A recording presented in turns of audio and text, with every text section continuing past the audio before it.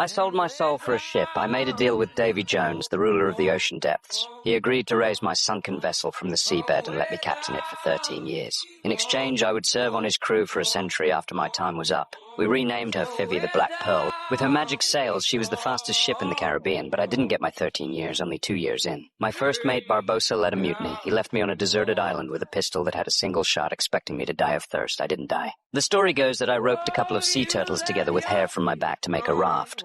The truth is less glamorous, but I escaped now. I needed a ship to hunt down Barbossa and take back what was mine. I commandeered a small, leaky fishing boat to get to Port Royal. The thing was filling with water the entire way. As I approached the dock, I stood atop the mast. Just as the boat sank completely underwater, I stepped onto the wooden pier without getting my boots wet. That is how you make an entrance. The harbour master tried to charge me a docking fee for a boat that was currently at the bottom of the bay. While he was distracted, I swiped his coin purse. I scouted the harbour and set my sights on the Fivvy Interceptor, the fastest ship in the British fleet. I was busy distracting 2 incompetent guards when I saw a woman fall from the cliff into the ocean. Since the British Navy apparently doesn't teach swimming, I had to dive in to save her. Her name was Elizabeth Swan, the governor's daughter. When I pulled her from the water, I noticed she was wearing a gold medallion. I recognized it immediately. It was cursed Aztec gold pirated treasure. But I didn't know that the moment it hit the water, it sent out a shockwave, calling out to every cursed pirate in the ocean. I dragged her onto the dock, but instead of a reward, Commodore Norrington surrounded me.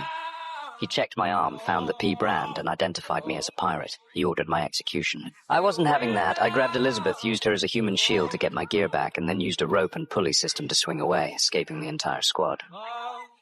I ducked into a blacksmith shop to break my handcuffs. The owner was passed out drunk, so I used a hot iron to wake up a donkey, making it turn the gears of a massive machine. I used the mechanism to smash the chain links. I was free. Just as I was leaving the blacksmith's apprentice, a kid named Will Turner walked in. He hated pirates. He blocked the door and challenged me to a duel. The kid was good, too good. He fought with honor, I fought to win. I pulled my pistol on him to end the fight, but the drunk blacksmith woke up and smashed a bottle over my head.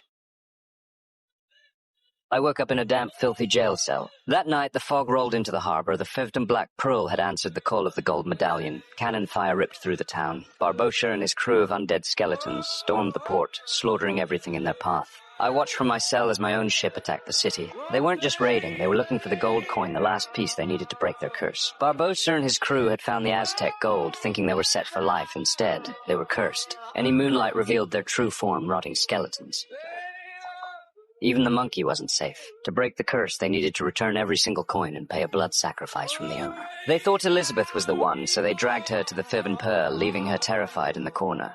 The next morning, the kid Will Turner woke up. The Commodore refused to go after the pirates without a plan, so the boy came to me. He was desperate. In our chat, he dropped his last name, Turner. He was Bootstrap Bill's son. That changed everything. He was the key to getting my ship back. I agreed to help him. We needed a ship. We commandeered a dinghy and walked it underwater to sneak up on the Dauntless. We took the big ship to bait the Navy. When Norrington and his men boarded the Fivvy Dauntless to catch us, we swung over to the Fivvy Interceptor, cut the lines, and stole it right from under their noses. By the time they realized what happened, we were already gone. The Fivvy Interceptor was the second fastest ship out there, perfect for the job. We headed to Tortuga to find a crew. I found my old mate Gibbs sleeping off a hangover in a pigsty.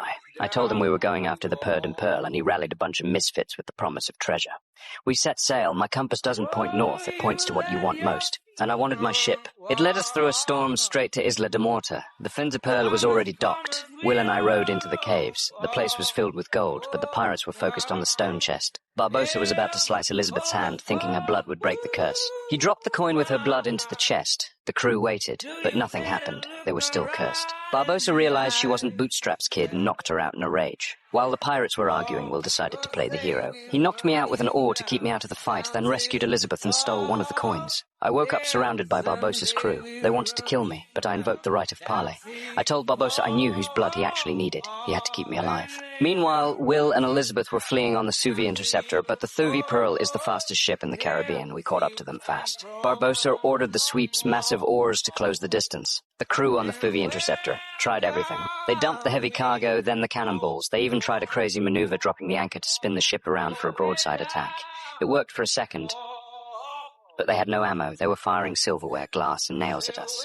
The Fern Pearl fired back with chain shots, slicing their mast in half. I managed to escape the 30 Pearl's sib-rig when a cannonball blew the lock off. I swung back over to the Civility Interceptor to help, but it was too late. Barbossa's monkey had already stolen the coin back. The pirates boarded the ship, overwhelming Will and the crew. We were all captured. The entire crew of the Fivney Interceptor was captured. Barbossa's monkey found the last coin, and Barbossa threatened to kill everyone. Will stepped up. He revealed his true identity. He was Bootstrap's son and threatened to shoot himself, throwing him overboard if Barbossa didn't release Elizabeth. Barbossa, being the slippery pirate he is, agreed to the terms but found a loophole. He didn't kill us, but he marooned Elizabeth and me on the exact same tiny island I was stranded on before. Elizabeth asked how I escaped the last time. I had to tell her the truth. It was just dumb luck. The island used to be a stash for rum runners. I hitched a ride with them. But the runners were gone now since Norrington cracked down on smuggling. My legendary escape was a fluke. Elizabeth was furious. She burned all the rum and the palm trees to create a massive smoke signal. It worked. The Royal Navy spotted the fire and rescued us. Once aboard the Fendauntless Cinti, Elizabeth made a deal. She promised to marry Commodore Norrington if he agreed to go back and save Will. He couldn't say no to his fiancée, so we sailed back to Isla de Morta. We arrived at the cave. I proposed a plan. I would go in alone, trick the pirates into coming out, and then the Navy could ambush them once they were mortal. Norrington agreed, not realizing I was playing my own game. I rode into the cave just as Barbossa was about to slice Will open to break the curse. I stopped him. I told the crew the Royal Navy was waiting outside. I said, if you break the curse now, you'll be mortal and they'll kill you. But if you keep the curse for a bit longer, you can go out there as skeletons, slaughter the Navy, take their ship, and foot and break the curse. Barbossa loved the idea. He sent his crew to attack. 2 pirates dressed up in women's clothes to create a distraction, while the rest of the undead army walked along the ocean floor to ambush the Fendauntless. The soldiers were caught off guard and the slaughter began. Norrington realized his ship was under attack and rushed back to defend it. While the battle raged, Elizabeth sneaked onto the island to free Will. I stayed behind to settle the score with Barbossa. We fought. He was good. He drove his sword right through my gut. He thought he had won, but I stepped backward into the moonlight. I turned into a skeleton. While I was negotiating earlier, I had swiped a coin from the chest. We were both immortal. We could have fought forever. Come on now, Jack Sparrow. We be two immortals, locked in an epic battle until Judgment Day. Meanwhile, Will and Elizabeth took out the remaining pirates in the cave. It was just me and Barbossa left. I pulled my pistol and shot him in the chest. He laughed, thinking I wasted my shot on an immortal man, but at that exact moment we'll drop the last 2 coins with our blood on them. Into the chest, the curse broke. Barbossa looked at the wound, felt the cold for the first time in years, and died. Outside, the rest of the pirate crew turned back into humans. They surrendered immediately to the Navy, despite saving the day. I didn't get a pardon. Norrington marched me straight to the gallows at Port Royal. But just as the floor dropped, Will threw his sword into the wood, giving me a foothold. He fought off the guards and cut me loose. We were cornered, but Elizabeth stood by our side. She told Norrington she loved Will, not him.